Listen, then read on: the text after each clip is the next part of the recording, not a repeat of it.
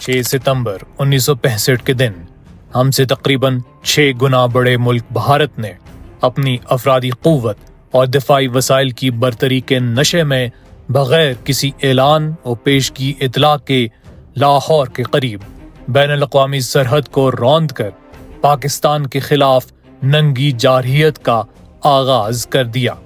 बेदियां और वाहगा के महाजों पर इसे पाक फौज के फौलादी अज़्म और फ़क़ीदुल मिसाल मज़ाहमत का सामना करना पड़ा। खेमकरन की तरफ बढ़ते हुए इसके कदमों को जमीन ने ऐसे जकड़ लिया जैसे मिट्टी खुद दुश्मन की पेशकदमी की दुश्मन हो।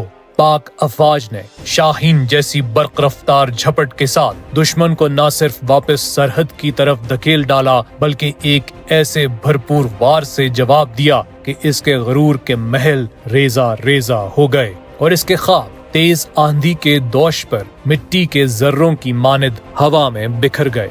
बर्री अफवाज के शाना बशाना हमारी पाक फिजाइया शाहीनों की परवाज लिए दुश्मन के कल्ब पर गरजती हुई बर्क की मानिद जा बरसी।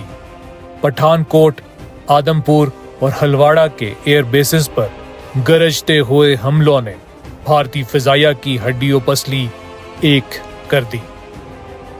दुश्मन के छक्के छुड़ाने में पाक बहरिया भी इस मौके पर किसी से पीछे ना रही। इसने नीलगूं समंदर के सीने पर अज़्म व शुजाअत के फौलादी बेड़ों के जरिए दुश्मन की यलगार को मौजों में ही लपेट कर रख दिया। 6 मई 2025 को बुज़दिल दुश्मन भारत ने एक बार फिर शब की तारीकी में अपने फौजी ऑपरेशन सिंदूर के जरिए जंग के शोले भड़काने की कोशिश की, मगर शायद उसे मालूम ना था कि मार्काए सितंबर के जज्बे आज भी जिंदा हैं। मार्काए हक में पाकिस्तान की फतह के गूंजते नाक़ुसों ने जनूबी एशिया पर भारत की बालादस्ती और पाकिस्तान को ज़ेरे नगी करने के तमाम ख्वाब एक बार फिर चकनाचूर कर दिए हैं। कौमों की हयात में कुछ ऐसे फैसला कुन और तारीखी लम्हात आते हैं जो उनके मुकद्दर का रुख बदल देते हैं।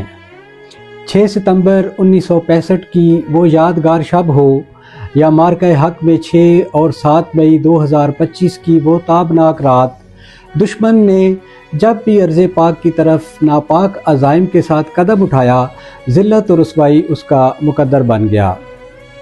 कौम को मुबारक हो। मार्का हक में पाकिस्तान की शानदार फतह ने जनूबी एशिया पर भारत की बालादस्ती और पाकिस्तान को ज़ेरे नगी रखने के ख्वाब एक बार फिर चकनाचूर कर दिए हैं। साबित हुआ कि 6 सितंबर 1965 के जज्बे किसी 1-2 मार्कों तक महदूद नहीं। ये वो अब्दी शोले हैं जो नस्ल दर नस्ल सीनों में जलते रहते हैं। ये अज़्म, ये कुर्बानियां और ये वलवले वक्त की गर्द में कभी मदहम नहीं होते, मगर हमारा ईमान है कि ये जज्बे जिंदा हैं और इंशाअल्लाह हमेशा जिंदा रहेंगे।